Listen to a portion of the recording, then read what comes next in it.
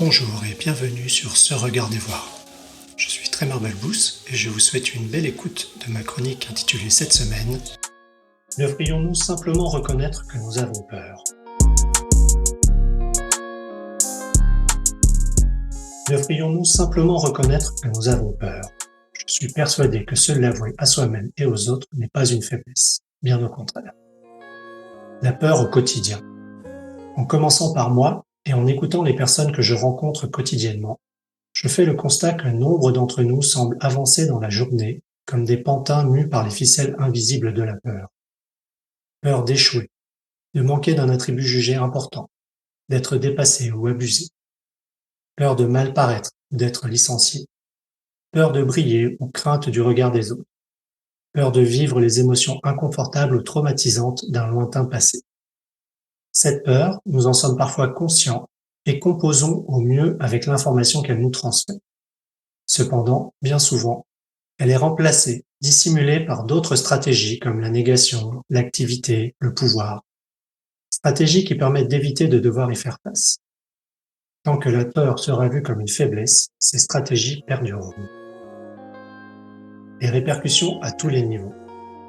Ces peurs et les stratégies de son évitement ne sont pas sans conséquences sur nous-mêmes et les individus qui nous entourent. Ce sont elles qui nous font nous accrocher à des mirages, disperser notre esprit pour éviter de percevoir l'expérience du moment, ressentie comme désagréable au mieux et souvent insupportable. Ce sont aussi ces peurs qui nous poussent à dominer, à écraser, à imposer aux autres nos idées, nos solutions et nos recettes toutes faites de succès passés.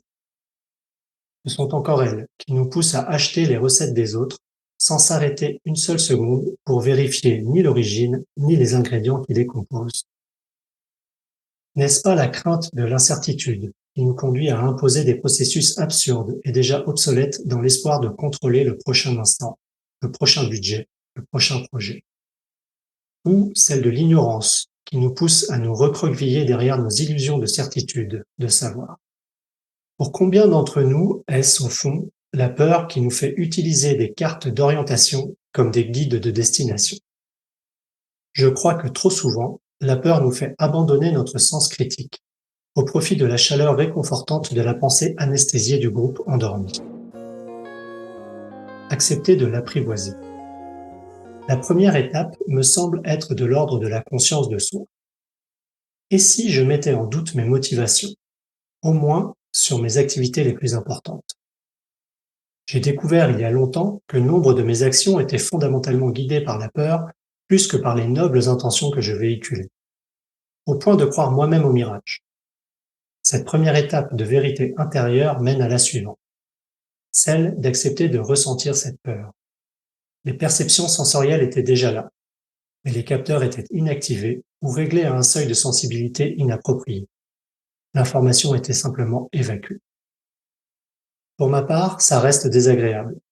Cependant, rendre cette peur objet, la sentir et d'une certaine manière l'apprivoiser me permet de la mettre en contexte et en doute. Accepter de reconsidérer sa légitimité. Cette mise en contexte d'une peur et de la réaction automatique à celle-ci, forgée et sédimentée, nous invite à en interroger la légitimité ici et maintenant. Ce que je fuyais à 6 ans, car je n'avais pas les clés pour le vivre sereinement, est-il toujours à fuir aujourd'hui? Peut-être, en partie ou dans certaines circonstances, mais probablement plus de manière systématique.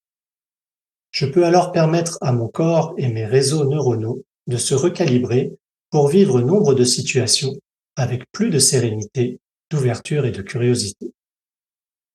En ayant à la fois la conscience et un regard critique sur ma peur, je m'ouvre plus de stratégies, incluant celle de ne rien faire, stratégie souvent insupportable jusqu'ici. Ouvrir de nouveaux horizons. Lorsque je prends conscience des peurs qui me poussent, que je me les avoue et que je les avoue aux autres, j'ouvre la porte de la vulnérabilité, et il me semble d'une profonde humanité. Mais ne soyons pas naïfs, il reste un risque, parfois grand, notamment en milieu professionnel. Cela est vrai aussi en milieu familial. Quand je reconnais que mon organisation agit guidée par une peur invisible, je peux le nommer, le rendre explicite. Je vous invite d'ailleurs à personnaliser ce qui se cache derrière organisation Quelles sont les personnes qui font cette organisation? Quelles sont les peurs de ces personnes qui sont indirectement imposées à toutes et à tous? Lorsqu'une organisation utilise la peur comme stratégie de management, nous pouvons nous sentir paralysés. Il est souvent difficile de sortir de ce schéma. Parmi les différentes stratégies, celle de lister les raisons pour lesquelles je reste ou celle de demander de l'aide à des proches peuvent être une première piste.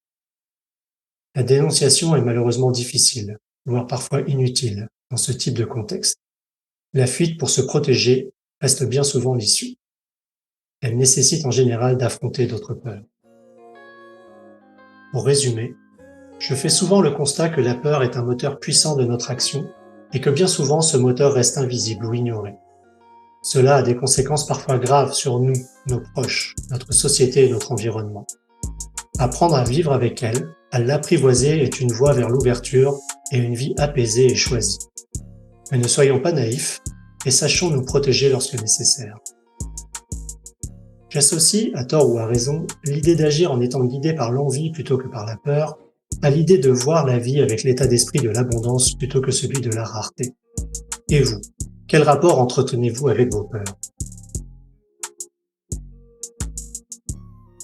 Merci pour votre écoute. Vous pouvez retrouver le billet de blog associé à cet épisode sur ce-regarder-voir.com. N'hésitez pas à y déposer vos partages et commentaires. À la semaine prochaine!